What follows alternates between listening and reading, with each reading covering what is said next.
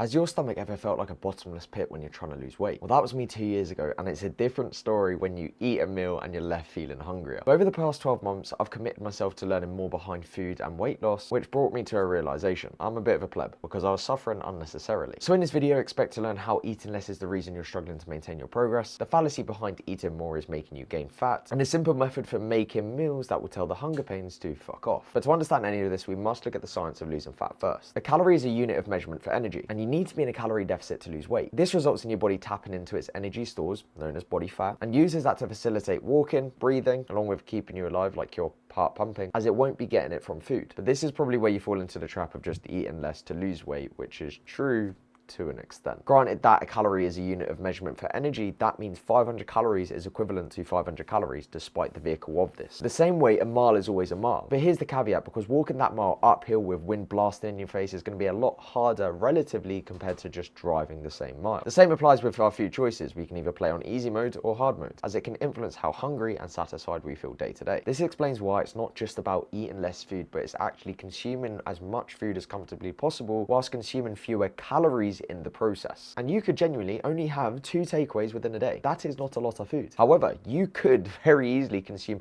way more calories than you need, and if you don't resistance train or it has sufficient protein and the surplus is quite substantial, your body will store that energy as body fat, despite eating a little amount of food, because again, it reinforces that calories are king. And there's a very easy way to go about eating more food without necessarily onboarding loads of calories. There's something called volume foods, which means foods that you can get a lot of for not very many calories. Like, did you know this entire 100-gram bag of salads is only about 21 calories? And you can find these volume foods within things that rot in a few days, such as your fruit. And the reason you can get so much is because these foods are primarily made of water, so it dilutes how calorie dense it is per 100 grams. Hence, this bad boy has 900 in it. That's just a fun fact. I don't know. I found it fascinating. Maybe I'm just a loser.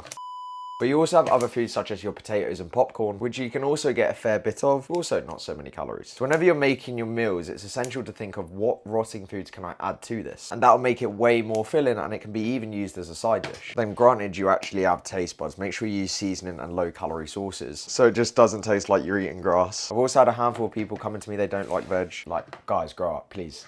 I'm one to talk. You need to get your hands on this. This just makes anything taste incredible. Just trust me. And if we were to imagine this bowl represents your stomach, by adding in more food, it takes up a lot more physical space. And the additional nutrients, like the fiber, is going to slow down the digestion of this meal. Long story short, you won't be as hungry, but if you was to eat this by itself, this would just go straight through you. That's known as gastric emptying. Hence, we get protein. Oh my God, why is it so slimy? The fuck? Having a protein source at each meal is going to be essential for keeping you full. Not to mention, it will improve your muscle retention during a deficit phase. However, there's a fair few protein sources that can be quite calorie dense, and that's anything that contains a lot of fat. Think of your bacon, your pork, your lamb shank. So you can make a very simple adjustment, and that's just getting the option with less fat in, because the fat spikes the calories and it doesn't necessarily contribute to how full and satisfied you feel. However, it does make things taste banging, hence there's a happy medium to be made. Like, chicken thighs will forever trump chicken breast in terms of flavour. However, if you're Hank Marvin, you'll probably want to eat the chicken breast. Granted, you get so much more for the calories. And no, I'm not saying you always have to get the low fat option, but what I am saying is that when you are in a fat loss phase, sometimes you do have to make certain swaps and sacrifices. It always comes down to happy mediums. And if you have the spare calories to do so, you can definitely add a fat sauce. I really wish I bought some coleslaw, along with a carbohydrate sauce like a pita bread, because that will give you energy and it will also keep you full for hours. But if you're constantly eating tiny and small meals that just compose of snacks, you'll be way more focused on food, you'll constantly remind yourself how hungry you are, and then eventually you will hit fuck it. And that's the opposite of adhering and sustaining a calorie deficit. And it's essential to understand that the things that you do to lose the weight will also help you keep it off long term, such as having big, voluminous and nutritious meals. So if your existing strategy is making you question your life choices, then you need to know the exact food swaps which make losing fat easy.